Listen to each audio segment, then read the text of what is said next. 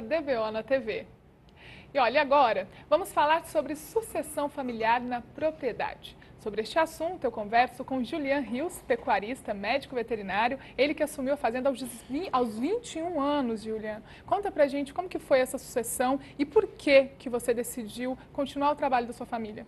Boa noite. Exato. Primeiramente, boa noite, Bárbara, amigos que nos acompanham pelo canal Terra Viva. Na verdade, eu decidi assumir os negócios da nossa família porque, como na maioria das situações, às vezes um legado se perde no meio do caminho. E assim estava sendo com a nossa história. O meu avô começou uma história lá atrás, meu avô materno, se tornou um grande produtor. Meu pai deu continuidade nessa história e aí, no meio do caminho, tiveram alguns percalços, meus pais se separaram e, como é comum, na maioria das separações a gente teve algumas perdas. Então o meu maior medo era perder essa história que o meu avô tinha construído, esse legado.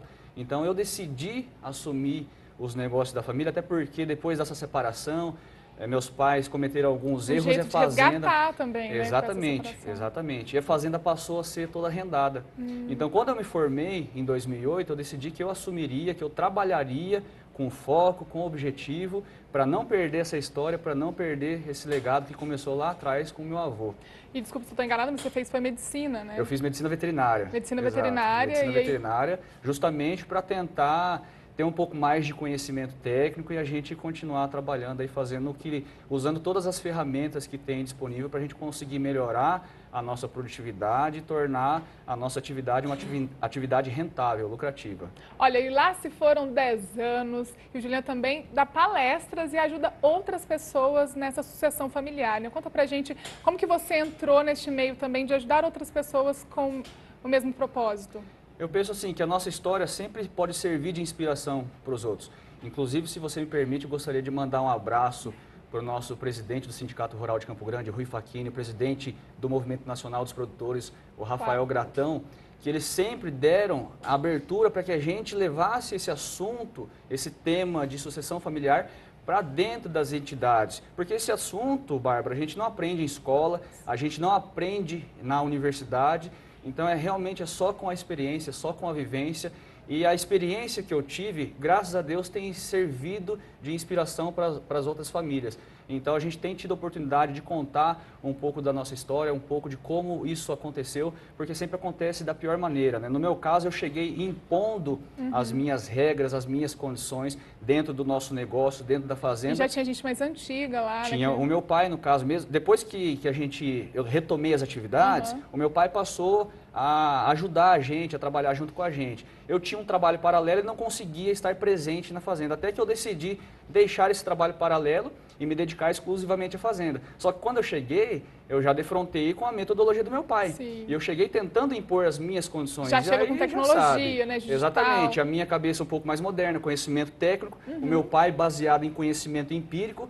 Mas a minha dificuldade era tentar linkar essas duas coisas. Eu cheguei, na verdade, prepotente, arrogante, tentando impor a minha condição, ao invés de conversar, de tentar achar um ponto em comum entre as nossas ideias antagônicas, porque o objetivo é o mesmo. O objetivo do meu pai era o mesmo pela fazenda. Produtividade, crescer. Exatamente, né? O meu também. Só que a gente não conseguia, eu principalmente não conseguia encontrar um ponto em comum das nossas ideias para que a gente conseguisse seguir e trilhar o mesmo caminho. Então esse foi o maior desafio que eu enfrentei, mas graças a Deus, inclusive eu participei até de um programa de desenvolvimento pessoal e profissional, porque chegou num ponto, Bárbara, que a nossa relação estava totalmente desgastada e estava atrasando a evolução do nosso negócio, sabe? Então eu Além de decidi também ser ruim para a família também, Com né? certeza, até porque eu não consegui separar a relação profissional da pessoal. Isso desgastou a nossa relação pessoal.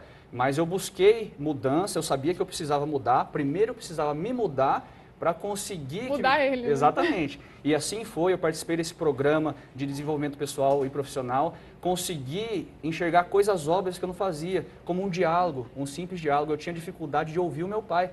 E ouvir não quer dizer concordar. Sim. Simplesmente ouvir a opinião dele, mesmo que eu não concorde, mas ouvir respeitosamente, da gente definir as nossas posições no nosso negócio. Porque equilibrar, né? Que atenda os dois lados. Exato, porque veja bem, na hierarquia do nosso negócio, às vezes um filho acaba ocupando um cargo superior ao do pai, como é o nosso caso. Eu faço um papel mais gerencial, administrador, e meu pai desenvolve um papel mais gerencial. No meu caso é gestor administrativo, meu pai é mais gerencial. Então, eu tenho um cargo superior do meu pai.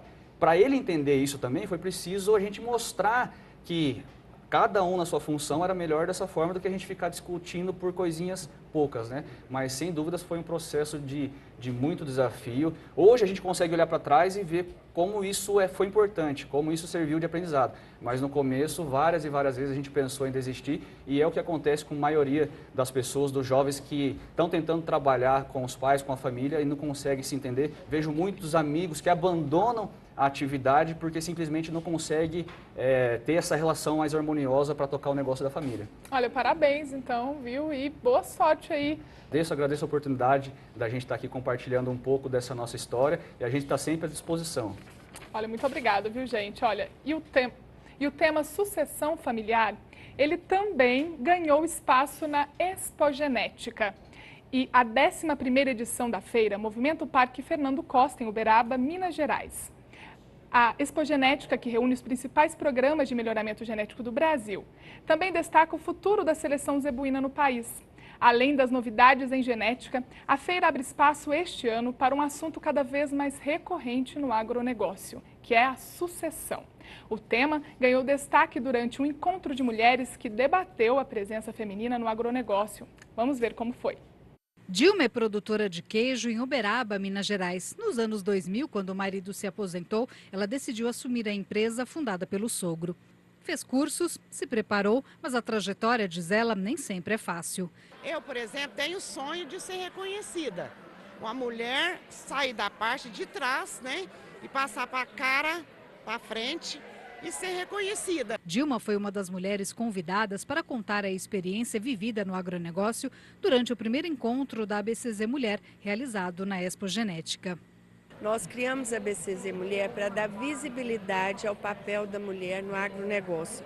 Ela já ocupa esse espaço há tempo, mas a gente queria que elas tivessem voz e pudessem ser reconhecidas dentro do trabalho que elas fazem, ajudando nesse ramo nosso. Um dos temas debatidos nesse encontro foi a importância de se planejar a sucessão familiar no agronegócio. Muitos pais não preparam as filhas para assumir o comando da fazenda e isso pode ser um risco para a continuidade do negócio. Teca assumiu a fazenda da família no interior de São Paulo há 10 anos, quando o pai morreu. Ela procurou ajuda, aprendeu sobre cana e pecuária. Hoje faz questão de dividir essa trajetória para que as novas gerações sejam mais preparadas. Me cerquei de pessoas extremamente capazes para me orientar. E também, em paralelo a isso, o que eu fui fazendo? Buscar conhecimento. E aí eu comecei aí na Embrapa, Pecuária Sudeste, que é da minha região, no estado de São Paulo. Eu comecei aí para Exalc, alguns cursos que eles tinham, às vezes de final de semana. Eu precisava entender o que estava acontecendo dentro daquele negócio. Porque eu cheguei ali precisando fazer, eu falo que eu cheguei para me sustentar, fazer dinheiro. Eu acho que é um caminho, é uma busca e cada mulher vai organizando o seu. Ontem, o analista da Scott Consultoria, Felipe Reis, recebeu algumas perguntas dos pecuaristas sobre como o mercado do boi gordo deve se comportar durante esta semana. Acompanhe. Olá. Segunda-feira, um dia típico, onde a gente aproveita para responder as perguntas do pessoal que nos acompanha, e nos perguntaram como que o mercado do boi gordo deve se comportar ao longo dessa semana. Bom, segunda quinzena, período onde normalmente há um escoamento menor da carne bovina, a demanda é menor frente à primeira quinzena, porém a oferta restrita de animais terminados vem mantendo o mercado com preços firmes.